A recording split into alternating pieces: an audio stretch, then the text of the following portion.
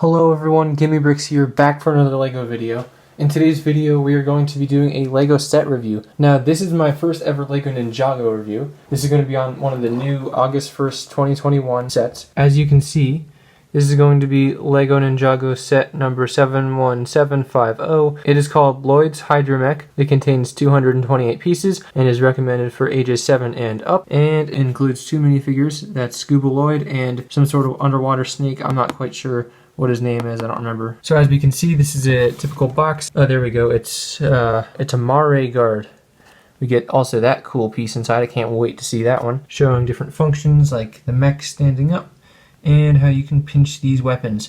I'm very excited for this, and this is a normal tape seal box. All right, let's crack into it. So upon opening the box, we can see that we get a instruction manual. Unfortunately, this thing is damaged. Thank you, LEGO, for doing that. Two numbered bags. We get number 1 and number 2. And then we get also a sticker sheet right here with obviously the stickers individually numbered to make it easier applying them. So let's get right into it. So upon opening the first bag, there's just a few really cool elements that I would like to point out. Getting these things in sand green. I don't know if we've ever gotten these in sand green before, but either way, I'm very excited for it. And then of course, Lloyd's new belt piece. Basically, you would take your feet and you clip them there, and it has like some oxygen packs and stuff there. That's very cool in my opinion. These massive blades. These I've had before in like the Rattlecopter and some other sets like that. And also this really cool new cockpit element. This is really cool. Although the only thing I'm not a huge fan about with this new cockpit is it almost looks like it's not even Lego, if you know what I mean. Like it doesn't look like a Lego cockpit.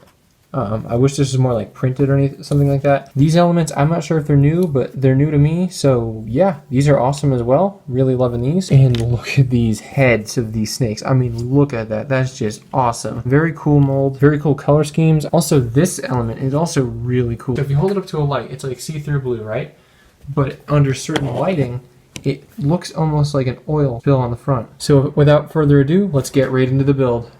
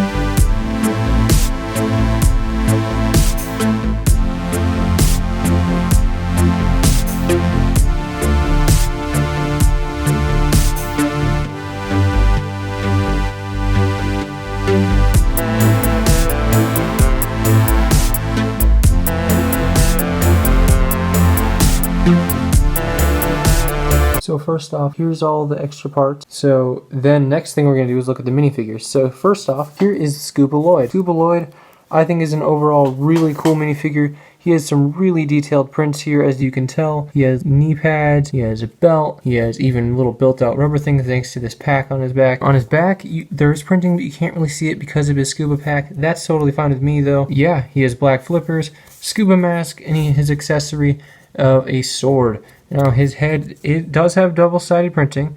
This one's Angry Lloyd. This one's like, what's going on, Lloyd?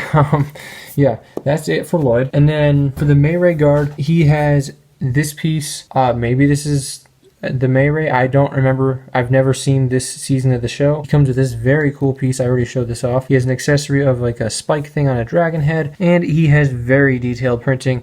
And so for his legs, he has some like scales and little knee protectors or whatever. Then he has like a 6-pack of scales or whatever you want to call that thing. And he has a chest armor piece.